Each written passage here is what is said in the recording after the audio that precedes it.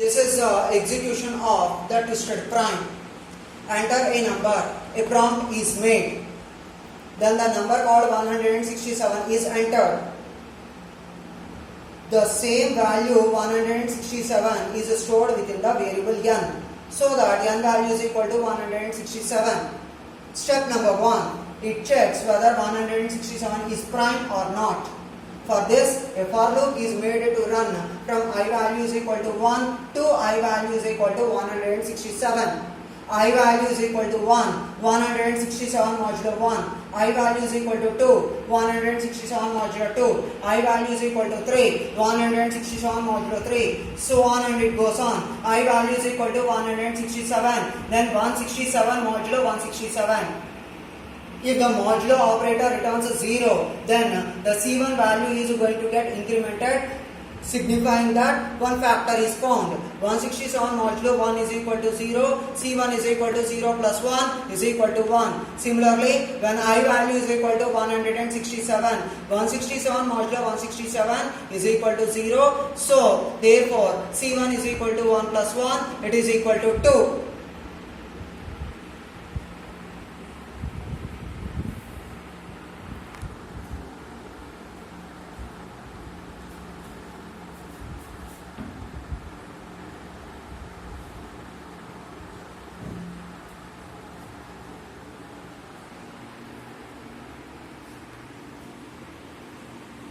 Step number 2. It finds the reverse of the number. In order to find the reverse of the number, while loop is used. The steps that are followed within the while loop and the number of the iterations and the calculations that are taking place within these iterations are demonstrated in the form of a table. N stands for the original number. Condition n not equals to 0. This is the condition which is given within the while loop. Status.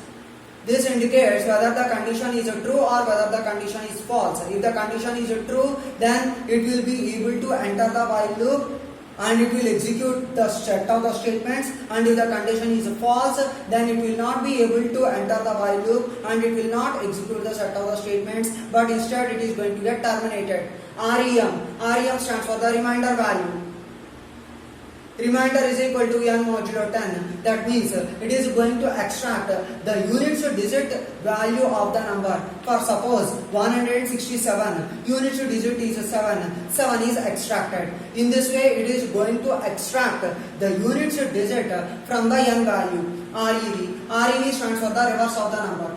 Original value of that REV is equal to 0. That means I mean to say that initial value of that REV is equal to 0, and this REV is calculated by multiplying every time with its own value and adding REM. REV into 10 plus REM.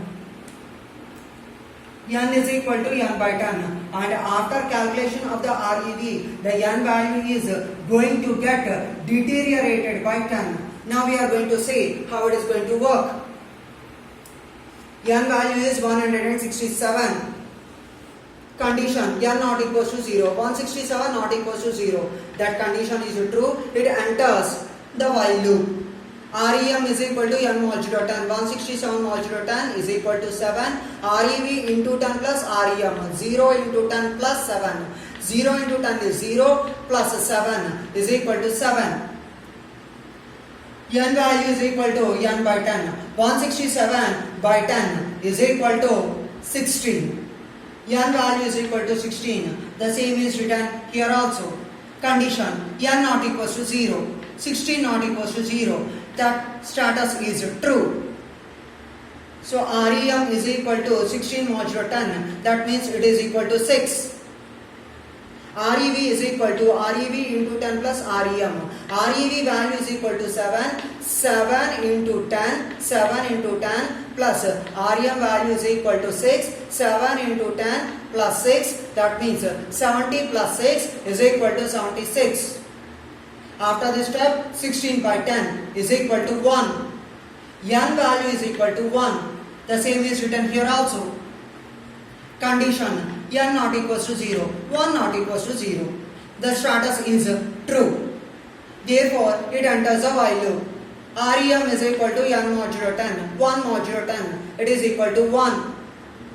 REV value. REV into 10 plus REM. Previous value of REV is 76. 76 into 10 plus REM value is equal to 1. 76 into 10 plus 1. 760 plus 1 is equal to 761. N value is equal to 1 by 10. That means it is equal to 0. N value is equal to 0. The same is written here also. N value is equal to 0. Condition. N not equals to 0. 0 not equals to 0. This status is false. Because the status is false, it is going to terminate the while loop. Step number 3. It checks whether 761 is prime or not. For this, again for loop is made to run from I value is equal to 1 to I value is equal to 761. When I value is equal to 1, 761 modulo 1, I value 2, 761 modulo 2, I value 3, 761 modulo 3, so on and it goes on. I value is equal to 761, 761 modulo 761, it is equal to 0. Whenever the modulo returns 0, then C2 value is going to get incremented, signifying that a factor is found. 761 modulo 1 is equal to 0. C2 is equal to 0 plus 1, it is equal to 1. 761 modulo 761 is equal to 0. C2 is equal to 1 plus 1, it is equal to 2.